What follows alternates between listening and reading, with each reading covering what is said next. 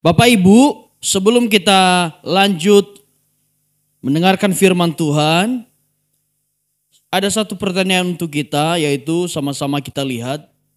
Pernahkah Anda mengalami sesuatu yang terus mengganggu, menyakitkan, tapi tidak kunjung pergi walaupun sudah berdoa? Bapak Ibu ada? Kalau saya, ada Bapak Ibu Saudara. Ada hal-hal tertentu, bisa jadi sesama manusia, bisa jadi kelemahan diri sendiri. Sudah berdoa ke Tuhan, Tuhan segala kelemahan ini biarlah Tuhan angkat, biar saya lebih lagi di dalam Tuhan. Terkadang alasan kita kan begitu. Tuhan ambil kelemahan ini daripada aku supaya aku bisa lebih lagi.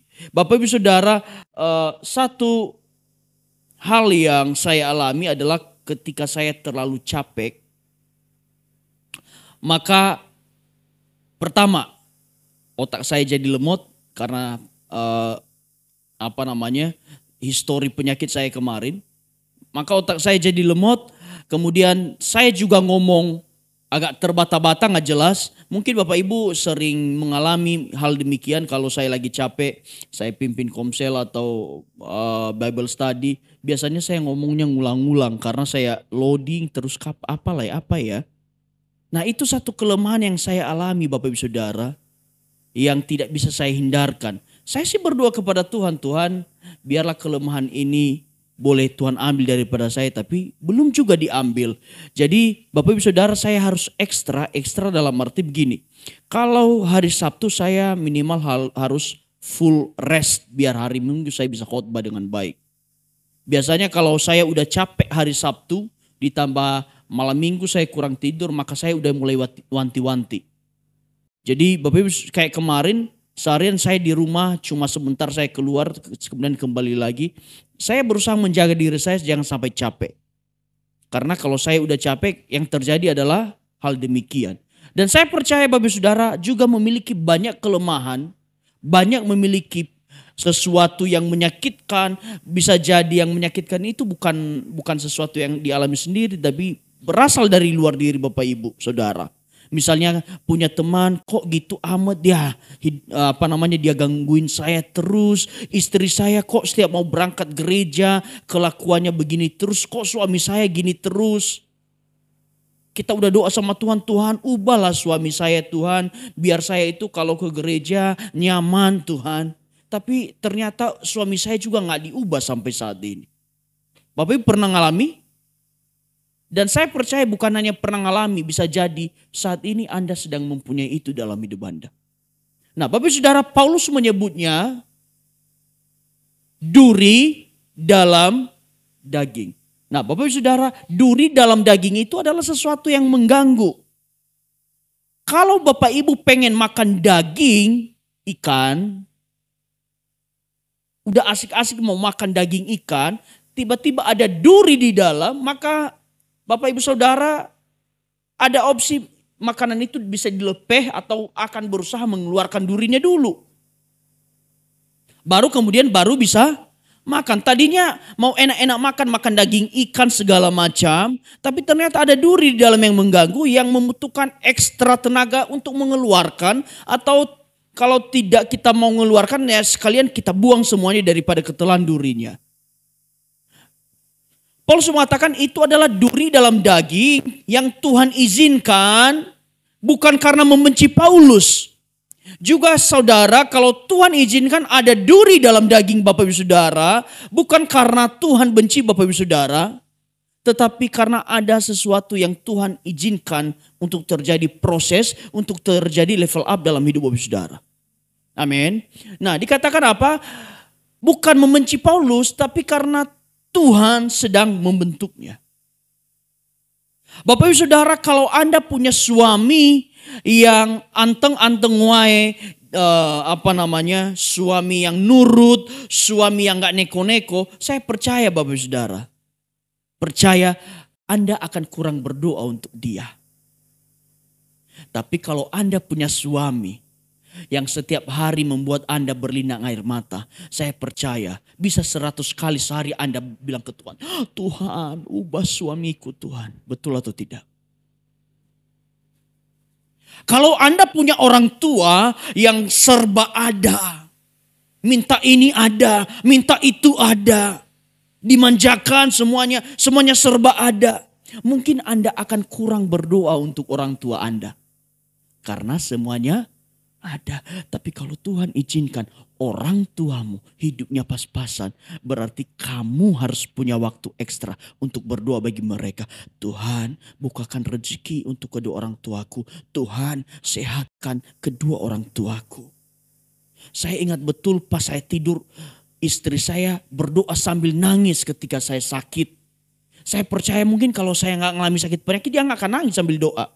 Karena suaminya baik-baik saja. Jadi Bapak Saudara, duri dalam daging Tuhan izinkan dalam hidup kita bukan karena dia benci kita. Tetapi karena ada sesuatu yang mau diubah dalam hidup kita. Ada sesuatu yang mau Tuhan proses dalam hidup kita. Amin. Bapak Saudara, di 2 Korintus 12 ayat 7 sampai 9 kita baca sama-sama. Ya, 3, 2 ya.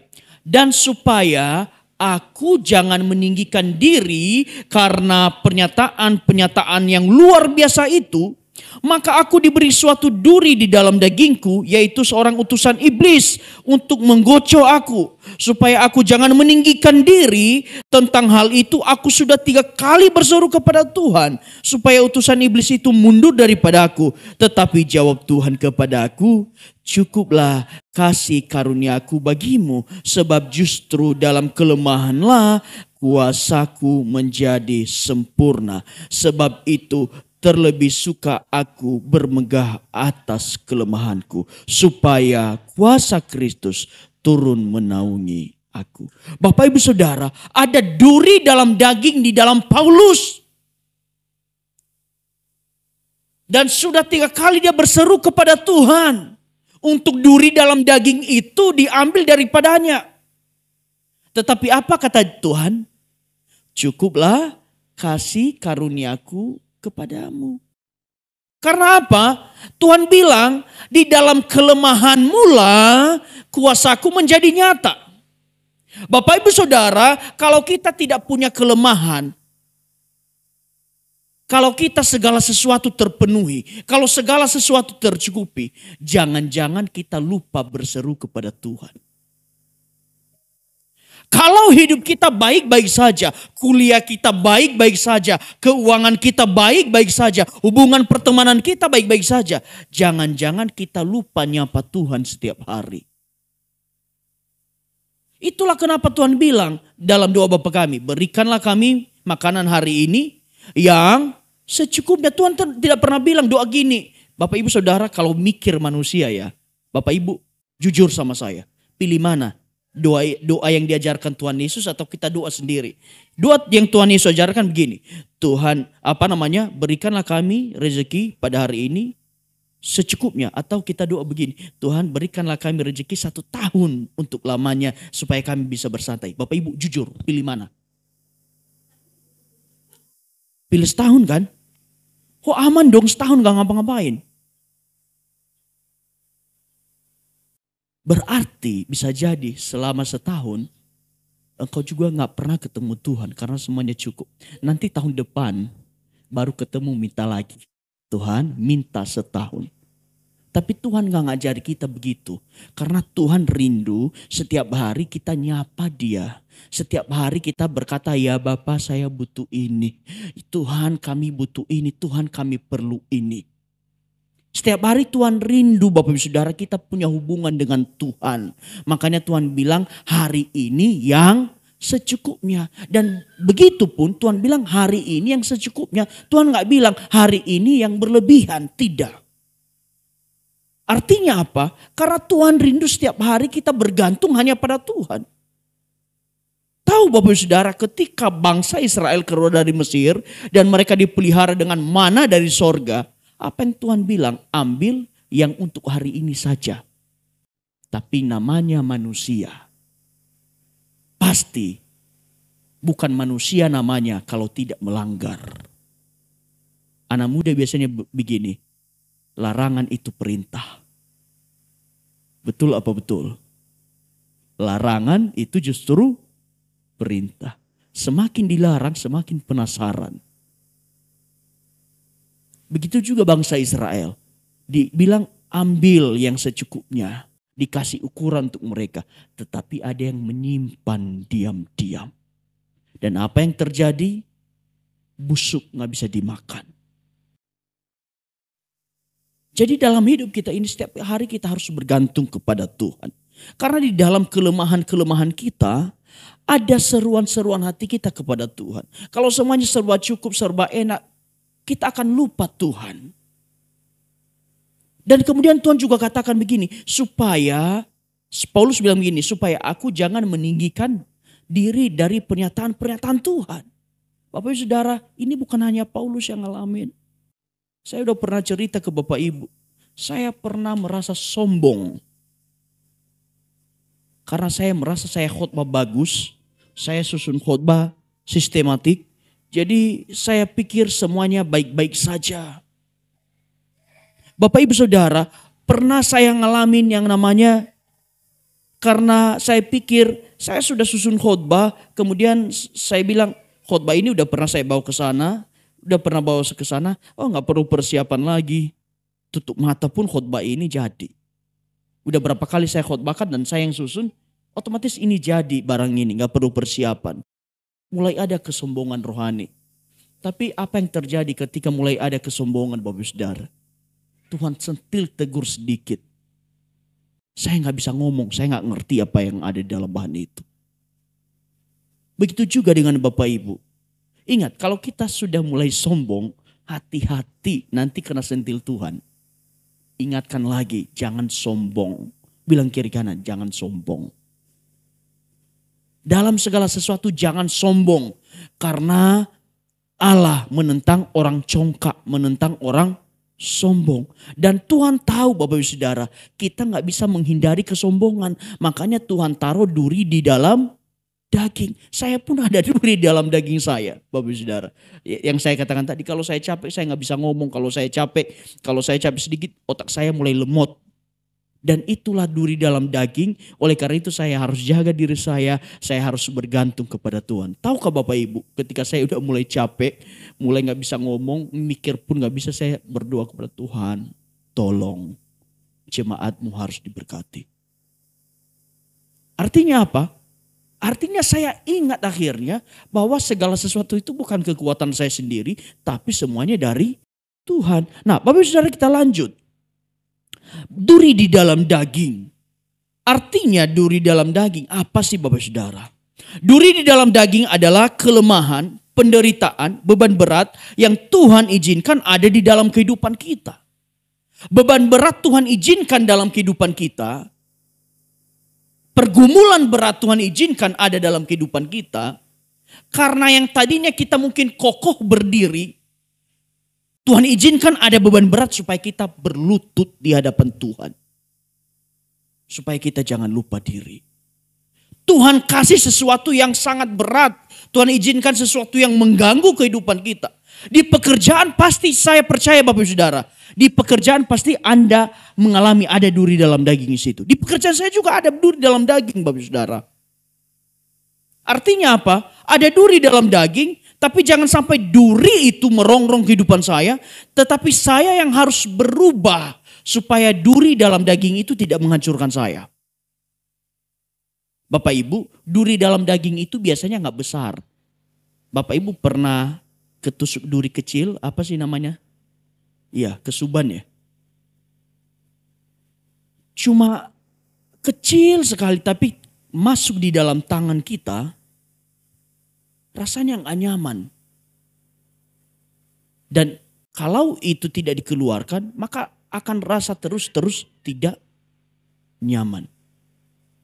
Bapak Ibu Saudara, duri dalam daging itu membuat kita lemah, membuat kita terbatas, tetapi akhirnya membuat kita tetap bergantung pada Tuhan. Bapak Ibu Saudara, kalau saya tanya satu persatu, pasti mungkin Bapak Ibu akan ungkapkan apa kelemahan-kelemahan kita. Dan saya percaya Bapak Ibu Saudara juga pasti sudah minta, Tuhan ambil kelemahan ini. Tapi kok rasanya tidak diambil-ambil sampai sekarang masih ada. Bisa jadi begini Bapak Saudara. Kelemahan itu belum diambil karena prosesnya belum selesai. Bapak Ibu tahu burung Raja Wali? Ketika ada burung kecil yang hinggap di atasnya, itu kan sesuatu yang mengganggu bagi dia. Tapi dia tidak pernah melakukan manuver-manuver untuk burung itu jatuh, tidak. Tapi yang dia lakukan apa? Dia naik lebih tinggi, semakin tinggi, sampai burung kecil itu gak sanggup di ketinggian itu, dan burung yang kecil itu akhirnya jatuh sendiri. Begitu juga dalam kehidupan kita. Ada kelemahan-kelemahan yang menempel dalam kehidupan kita. Dan Tuhan ingin kita naik lebih tinggi, maka otomatis nanti kelemahan itu jatuh sendiri. Kalau Anda tetap di ketinggian yang sama, Anda mau teriak-teriak, Anda mau goyang-goyang, dia akan tetap di situ. Tapi kalau Anda naik lebih tinggi, Anda naikkan level doa Anda naikkan level baca Alkitab Anda, kelemahan itu otomatis nanti akan copot sendiri. Amin.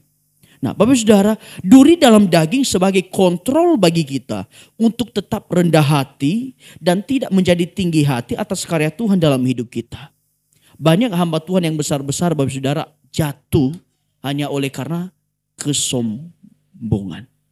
Tetapi Tuhan izinkan ada duri dalam daging. Jadi saya mau katakan Bapak Saudara, duri dalam daging itu sebenarnya memang menyakitkan. Tetapi itu adalah anugerah supaya kita jangan lupa Tuhan.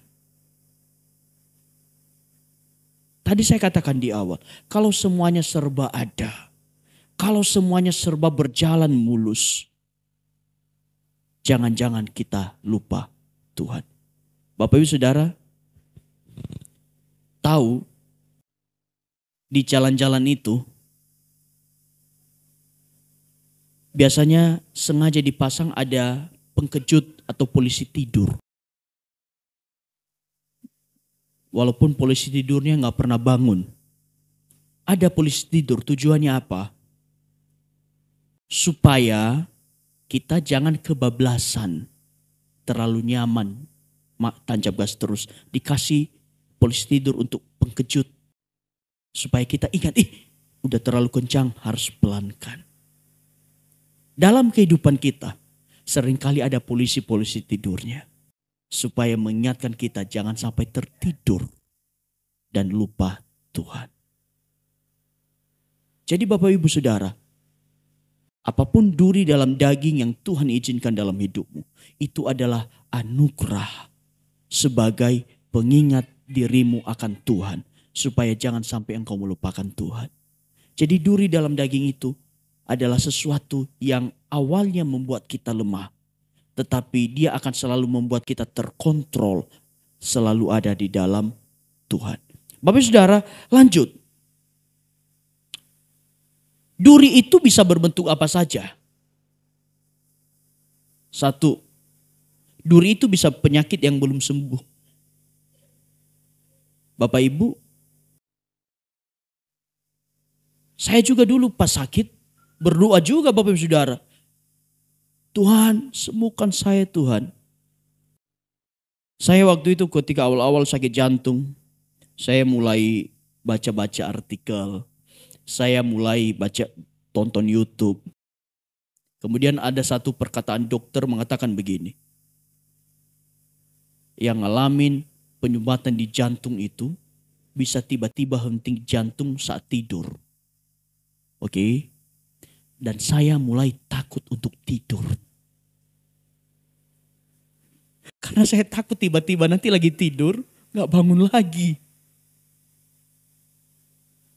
Selama sebulan 2 bulan saya takut tidur Bapak Saudara.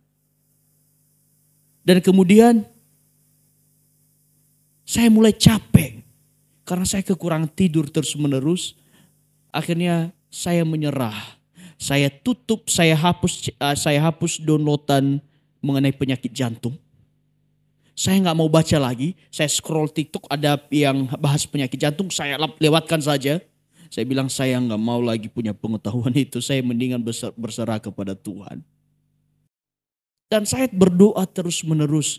Saya masih ingat saya pernah bilang ke Tuhan, Tuhan, masa sih Tuhan, saya ini baru rintis pelayanan loh, belum lama loh. Masa matinya secepat itu? Istri saya gimana? Jemaat gimana? Apa yang kami kerjakan gimana? Bisa gak sih Tuhan diperpanjang? Tuhan gak langsung bilang, oh kamu lagi sibuk banyak kerjaannya. Oke deh kamu panjang umur. Enggak serta-merta Tuhan kasih begitu.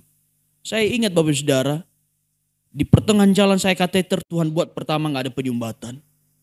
Dan kemarin saya di USG jantung akhirnya saturasinya naik. Itu bukan instan. Tuhan buat berproses, Tuhan buat bertahap. Tujuannya apa?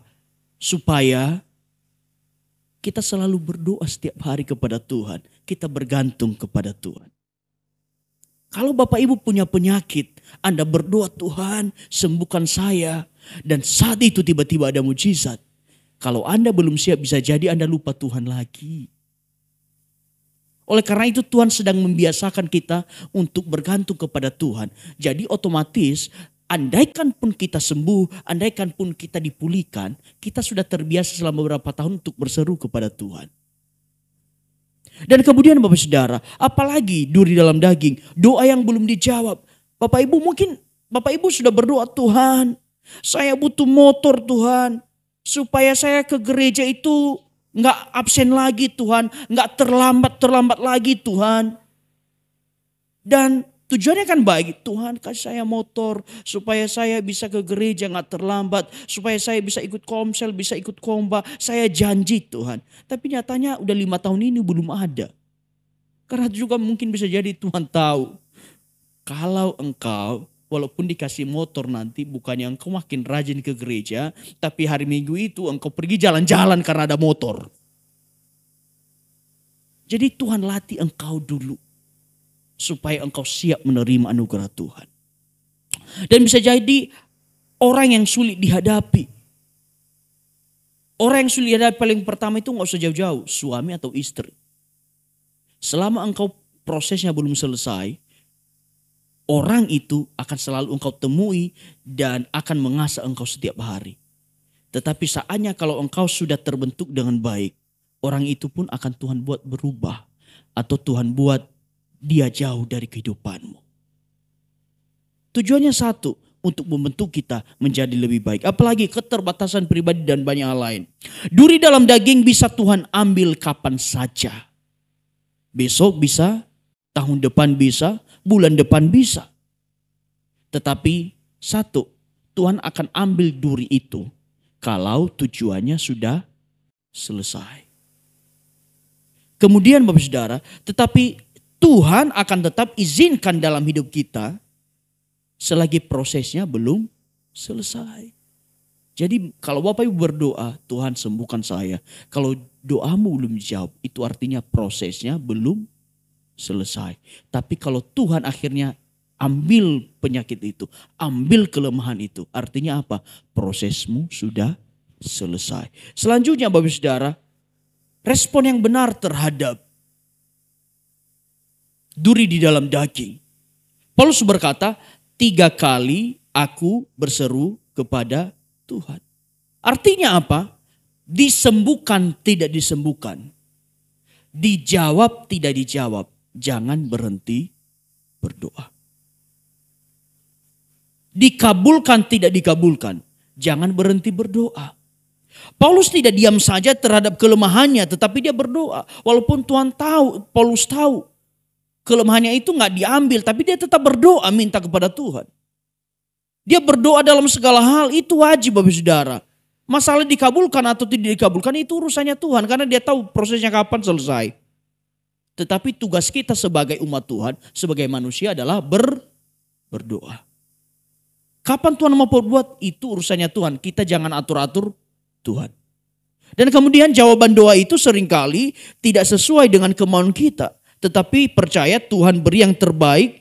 Dan satu hal Bapak Saudara, Dia akan memberikan kita kekuatan ketika menjalani proses duri di dalam daging.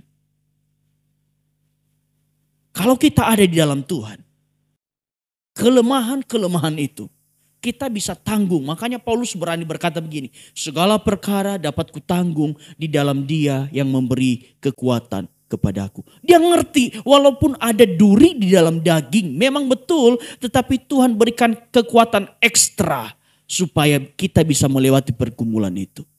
Dan kemudian Bapak Saudara, kuncinya adalah kita berserah kepada Tuhan. Jangan menyerah, tetapi berserah. Seringkali gini, orang Kristen itu menyerah Bapak Saudara. Tapi yang benar apa? Berserah kepada Tuhan. Berserah kepada Tuhan artinya apa? Kita bilang ke Tuhan, Tuhan yang atur, aku ikut. Tuhan yang atur karena saya tahu Tuhan kasih yang terbaik. Menyerah itu apa? Tuhan, aku gak mau lagi. Aku sudah tak berdaya. Aku tak sanggup lagi menerima derita ini. Itu yang menyerah itu Bapak Saudara. Tapi kalau lagu orang berserah apa? Aku punya Tuhan yang besar. Beda Bapak Saudara. Jadi tinggal tentukan mau pakai lagu mana. Jangan sampai Anda mengalami segala pergumulan, tantangan, cobaan. Lagu Anda apa? Apa yang jadi lagu Bapak Ibu? Sambil minum kopi, tersenduh-senduh sambil nangis. Aku tak sanggup lagi. Sambil nangis tuh. Akhirnya nyari di internet. Cara bunuh diri yang tidak sakit.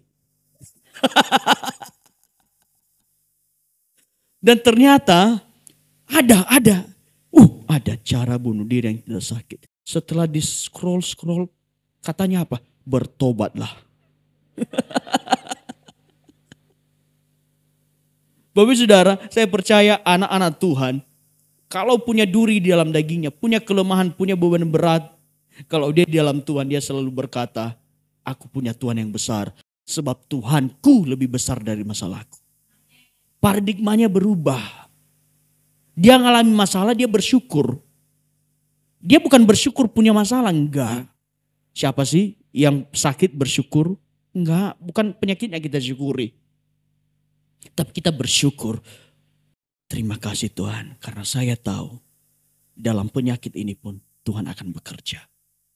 Terima kasih Tuhan, dalam kegagalan ini pun saya tahu Tuhan tetap bekerja. Bukan kegagalannya yang disyukuri, bukan penyakitnya yang disyukuri, bukan kelemahannya yang disyukuri. Tapi apa yang disyukuri adalah karena Tuhan pasti turut bekerja. Amin. Bapak Ibu Saudara, apa yang kita pelajari dari duri dalam daging? Satu, Tuhan lebih peduli untuk membentuk kita daripada membuat kita nyaman. Bapak Ibu Saudara, ikut Tuhan itu tidak nyaman, tapi pasti aman. Tuhan tidak akan bikin kita angin sepoi-sepoi yang membuat kita tertidur. Karena seekor monyet yang lagi bergelantungan, kalau ada angin badai dia tidak akan jatuh karena dia akan berpegangan yang kuat karena anginnya kencang. Tapi ketika angin sepoi-sepoi yang muncul, enak tertidur. Tapi justru angin sepoi-sepoi yang bikin dia jatuh. Kenapa? Angin sepoi-sepoi itu menidurkan dia. Oleh karena itu Tuhan tidak akan pernah buat hidupmu nyaman. Tetapi Tuhan akan selalu membawa kita dalam peperangan rohani supaya kita selalu mengandalkan Tuhan dalam kehidupan kita. Bapak Ibu Saudara, saya mau katakan begini. Pemimpin-pemimpin di dalam Alkitab tidak ada yang dihasilkan dari kenyamanan. Tetapi pemimpin-pemimpin yang ada di dalam Alkitab yang Tuhan pilih adalah orang-orang yang melewati proses yang keras. Daud itu gak nyaman Bapak Ibu Saudara. Paulus itu gak nyaman. Ke-12 murid Yesus gak nyaman.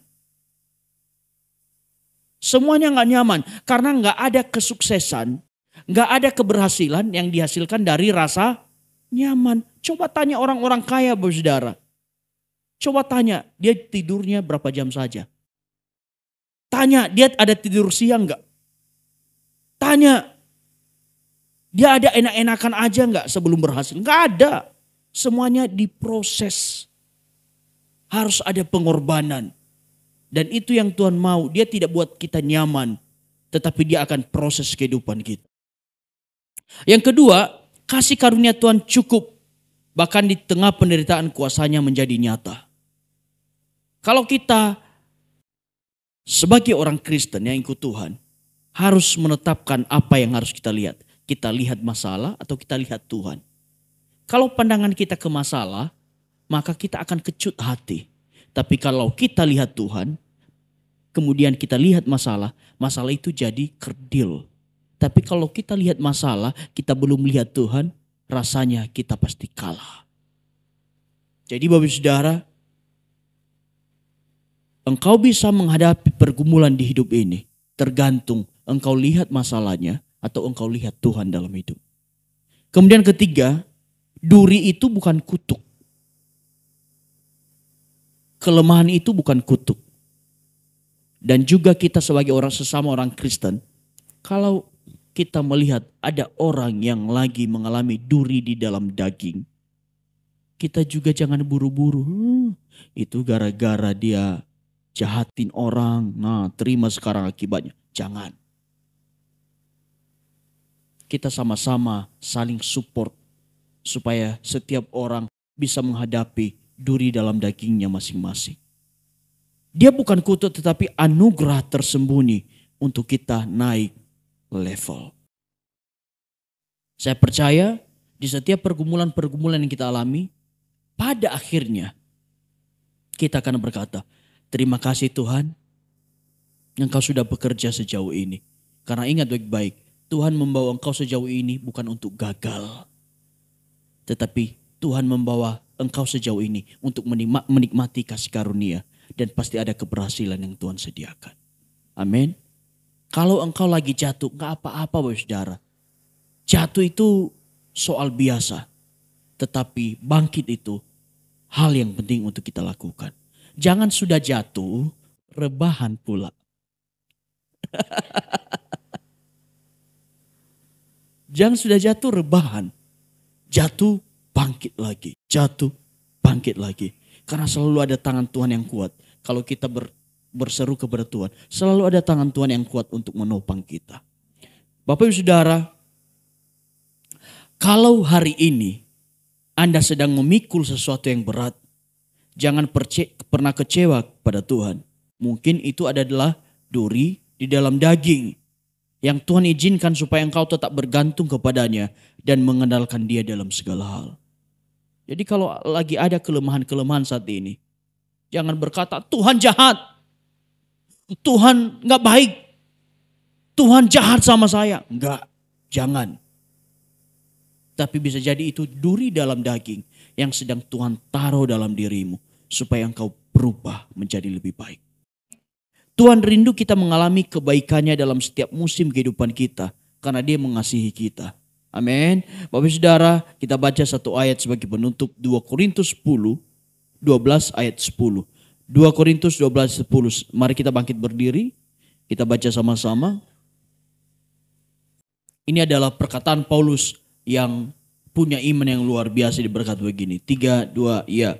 Karena itu aku senang dan rela di dalam kelemahan, di dalam siksaan, di dalam kesukaran, di dalam penganiayaan, di dalam kesesakan oleh karena Kristus. Sebab jika aku lemah, maka aku kuat. Bapak Saudara, amin. Berat loh Bapak Saudara. Paulus bilang, karena itu aku senang dan rela di mana? Di dalam kelemahan. Jadi kalau lagi lemah itu harus senang dan rela. Ingat baik-baik ya. Kalau Anda lagi menderita harus senang dan rela. Bukan senang karena ada penderitaannya, tapi karena Tuhan pasti bekerja. Amin. Amin. Bapak Ibu Saudara, jemaat GBI, yuk mari kita sama-sama kuat di dalam Tuhan. Karena Tuhan pasti bekerja di dalam segala sesuatu.